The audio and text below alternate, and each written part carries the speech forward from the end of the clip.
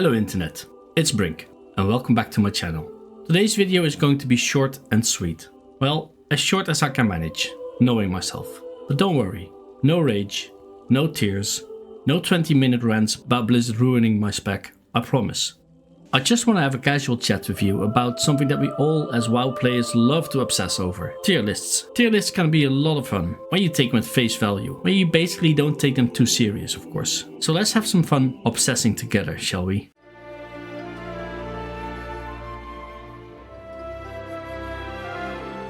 Tier lists. Yes, those tier lists. The holy grail of season starters. The sacred scrolls of patch preparation. The same reason for that same guy in your guild to reroll from rogue to windwalker monk. But this time, he says he'll be sticking with it till the end of the patch. Of course you will. Until the next change tier list comes out. Jokes aside, let's be honest. Most of us cannot resist checking a tier list when a new patch drops. Or when there's a spicy hotfix. Oh my god, is my class S tier now? We've all had that moment of hope, panic or smug validation. I mean, I have chosen an S tier DPS class not too long ago, in Dragonflight. Remember when Shadow Priest was amazing? Well, I wanted to find out what the fuss was about, just to realize that the class performs really bad in my hands. And on that moment, you have to admit, it's not the class, it's you. You just got to get better.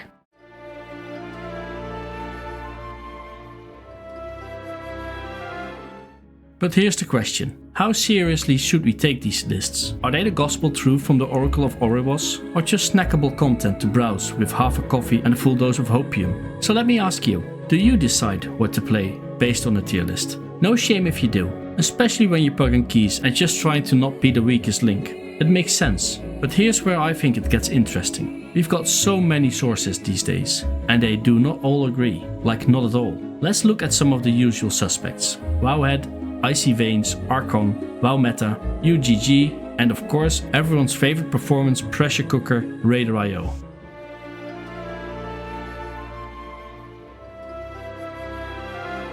Now here's where it gets spicy. I compared all the tier lists across the board, and it's like watching 5 chefs making the same dish and ending up with sushi, tacos, burnt toast and a raw steak. There are so many differences, and not just for tanks, but also for the healers and even the DPS. Okay, let's check out the tanks first. Everyone agrees that the Vengeance Demon Hunter is top dog right now, no surprise there. Demon Hunter mains are used to either being invincible gods or completely forgotten. Right now, enjoy a moment in the sun, you spiky legends. But the rest, pure pandemonium. Wowhead puts the prop paladin in top A tier, but Icy Vein says, no way Jose, prop warrior is our A+ champ. Archon gives Guardian Druid the top A tier spot. Not weird if you ask me, as we have seen him rise since the last patch. While Meta on the other hand, throws Death Knight and Bear down to C tier like expired flasks. And UGG, well they play it safe and drop everyone in A tier, like it's participation trophy day at tank school. But if you look at Raider.io and check population data for plus 12 keys and up, the numbers tell you a different story. I will put the numbers up on the screen. Vengeance is the clear winner, then the prop paladin. Pot warrior, blood death knight and guardian druid competing at the same level. And at the bottom, the monk. So why the chaos? Let's take a step back and look at how these sites build their own lists, because once you understand their method, their madness makes a lot more sense.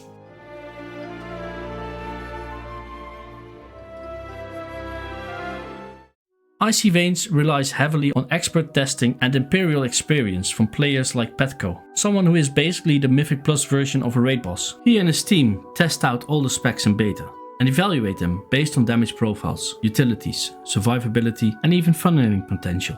They invest a lot of hours in the testing, so you can see the value. Wowhead, on the other hand, gives us more a discussion-based take. Their writers consider damage, utility and survivability, but also throw in a strong meta-analysis flavor. They do warn you up front, this isn't about the raw numbers, it's about value to top teams.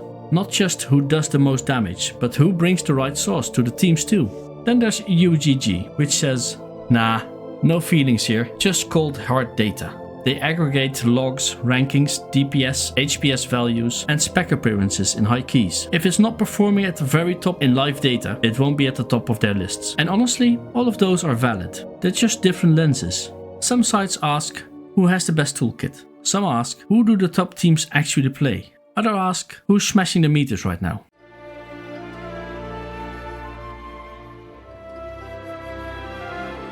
So if you're a bit like me and ever felt confused scrolling between these lists thinking, wait, how is my spec S tier and C tier at the same time? The answer is simple. The ranking isn't changing, the criteria is. Even healers and DPS don't escape this shuffle. I mean, how do you rank healers in the first place? Seriously, you tell me. HPS? Number of wipes prevented? Number of drinks consumed between pools? Number of leap of faiths performed? But surely, DPS rankings and rates are all the same. They have one job, and that's nuke the boss. And yes, I will admit, the deviations here are less obvious, but they're definitely not all exactly the same. Even when there is clearly only one key performance indicator, mainly damage per second, the websites do have their own way of valuing a class or spec. So here's my take. Tier lists aren't bad, they're just different kind of tools. Think of them like flavors. Some are sweet, some are spicy, and some are pure salt. My advice, use the one that works for your taste the most, and let them guide you, but not make up your mind for you.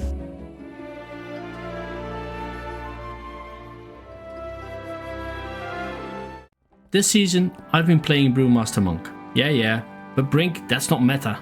And maybe it isn't, but I'm vibing. I'm getting my 12s done, pulling off cheeky saves, and making that sweet Jade Dragon magic happen. And that, my friends, is what really matters. So if you love Prot Warrior, play Prot Warrior. If you want to play Resto Druid, let those hots flow. Want to ride the meta wave on a Vengeance Demon Hunter? Enjoy the cruise. Just remember, every class can shine in the right hands, and every S tier can suck in the wrong hands. Guilty as charged. Now I want to hear from you. What tier list do you trust the most? Are you a Wowhead Wanderer? A UGG number crusher? Or maybe you trust your guildmate Dave, who swears BM hunters are still broken, even when he's at the bottom of the meters? I'll drop a poll. Let me know your go-to source.